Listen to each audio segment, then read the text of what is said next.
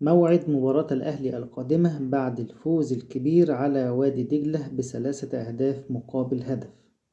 تقدم لكم قناة الأهلي نادي القرن في كل مكان موعد مباراة الأهلي القادمة بعد الفوز الكبير على وادي دجلة ب3 أهداف مقابل هدف ضمن مباريات الجولة ال16 من عمر بطولة الدوري المصري الممتاز.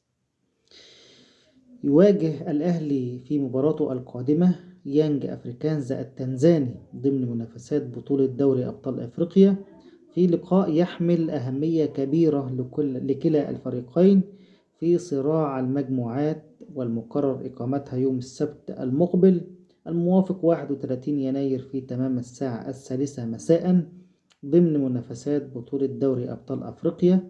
ويتصدر النادي الأهلي مجموعته في دوري أبطال أفريقيا برصيد 7 نقاط بفارق 3 نقاط على يانج أفريكانز صاحب المركز الثاني برصيد 4 نقاط.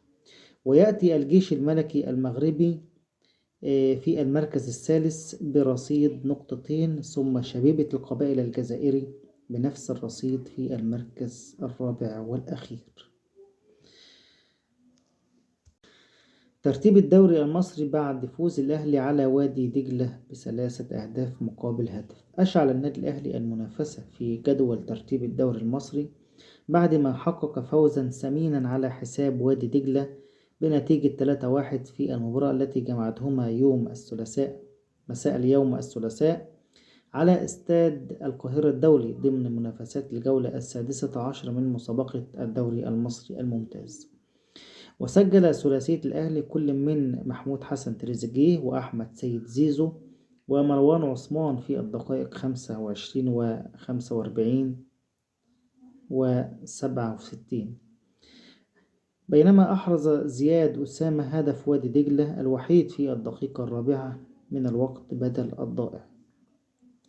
وبهذا الانتصار واصل الأهلي مطاردته لفرق المقدمة رافعا رصيده إلى 26 نقطة من 13 مباراة ليحتل المركز الثالث، فيما تجمد رصيد وادي دجلة عند النقطة 23 من 15 مباراة في المركز الرابع. ترتيب الدوري المصري بعد فوز الأهلي على وادي دجلة: سيراميكا كليوباترا 32 نقطة في 14 مباراة، بيراميدز 27 نقطة في 12 مباراة، الأهلي 26 نقطة في 13 مباراة، وادي دجلة 23 نقطة في 15 مباراة، والزمالك 22 نقطة في 12 مباراة، المصري البورسعيدي 20 نقطة في 12 مباراة، نادي زد 20 نقطة في 14 مباراة، سموحة السكندري 19 نقطة في 13 مباراة، إنبي 19 نقطة في 12 مباراة، بتروجيت 19 نقطة في 14 مباراة، الجونة 18 نقطة في 13 مباراة، البنك الأهلي المصري 17 نقطة في 13 مباراة، مودرن سبورت 17 نقطة في 13 مباراة، غزل المحلة 16 نقطة في 14 مباراة، المقاولون العرب 13 نقطة في 15 مباراة، حرس الحدود 13 نقطة في 14 مباراة، فاركو للأدوية 12 نقطة في 14 مباراة، طلائع الجيش 11 نقطة في 14 مباراة، كهرباء الإسماعيلية 11 نقطة في 15 مباراة، الإسماعيلي 10 نقاط في 14 مباراة، وأخيرا الاتحاد السكندري 8 نقاط في 14 مباراة. طبعا يعني في عجائب في الدوري السنة دي، إن النادي الإسماعيلي والاتحاد السكندري متزايدين جدول ترتيب الدوري. طبعا ده شيء يعني نتمنى أن الاتحاد السكندري والإسماعيلي يرجع لسابقة مستواه، لأنهم كانوا من الأندية العملاقة في الدوري المصري. تعليق غير متوقع من خالد الغندور على أداء لاعبي الأهلي أمام وادي دجلة. أشاد الإعلامي خالد الغندور بأداء لاعبي الأهلي أمام وادي دجلة في اللقاء الذي يجمع بينهما على استاد القاهرة الدولي ضمن منافسات الجولة ال16 من بطولة الدوري المصري الممتاز. وكتب خالد الغندور: الأهلي يقدم مباراة كبيرة ونتيجة كبيرة أمام وادي دجلة الحصان الأسود لبطولة الدوري اللي تعادل مع بيراميدز وكسب الزمالك. وترتيبه جيد في جدول ترتيب الدوري المصري. أحرز مروان عثمان الهدف الثالث لصالح الأهلي في شباك وادي دجلة في اللقاء الذي جمع بينهما على استاد القاهرة الدولي ضمن منافسات الجولة السادسة عشر من بطولة الدوري المصري الممتاز. ونجح مروان عثمان في تعزيز تقدم الأهلي في الدقيقة 65 بعد كرة عرضية من داخل منطقة الجزاء من الجهة اليمنى من إمام عاشور، قابلها بتسديدة رأسية قوية لتسكن الشباك. أحداث الشوط الأول شهدت بداية المباراة تبادل الهجمات بين الفريقين من أجل إحراز هدف التقدم، ونجح محمد الشناوي في الدقيقة 12 في التصدي لتسديدة قوية من إسلام كانوا لاعب وادي دجلة، وأحرز تريزيجيه هدف تقدم الأهلي في الدقيقة 25 بعد كرة عرضية من الجهة اليمنى من لاعب الأهلي أحمد سيد زيزو، قابلها بتشتيت خاطئ من لاعبي وادي دجلة أحمد أيمن، وذهبت إلى تريزيجيه لينجح في إحراز الهدف الأول.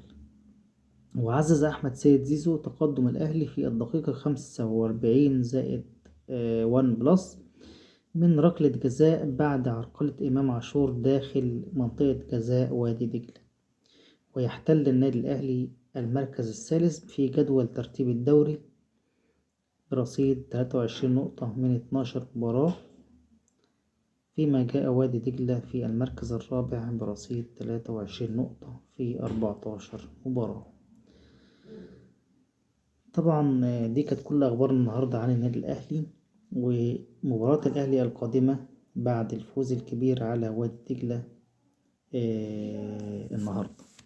لو عجبك الفيديو ما تنساش تعمل لايك وشير وتشترك في القناة وتفعل الجرس عشان يوصلك كل ما هو جديد عن النادي الأهلي، وما تنساش تصلي على النبي عليه الصلاة والسلام. شكرا. موعد مباراة الأهلي القادمة بعد الفوز الكبير على وادي دجلة ب3 أهداف مقابل هدف. تقدم لكم قناة الأهلي نادي القرن في كل مكان موعد مباراة الأهلي القادمة بعد الفوز الكبير على وادي دجلة ب3 أهداف مقابل هدف ضمن مباريات الجولة 16 من عمر بطولة الدوري المصري الممتاز. يواجه الأهلي في مباراته القادمة يانج أفريكانز التنزاني ضمن منافسات بطولة دوري أبطال أفريقيا في لقاء يحمل أهمية كبيرة لكلا الفريقين في صراع المجموعات، والمقرر إقامتها يوم السبت المقبل الموافق 31 يناير في تمام الساعة 3 مساء ضمن منافسات بطولة دوري أبطال أفريقيا. ويتصدر النادي الأهلي مجموعته في دوري أبطال أفريقيا برصيد 7 نقاط بفارق 3 نقاط على يانج أفريكانز صاحب المركز الثاني برصيد 4 نقاط. ويأتي الجيش الملكي المغربي في المركز الثالث برصيد 2 نقطتين، ثم شبيبة القبائل الجزائري بنفس الرصيد في المركز الرابع والأخير.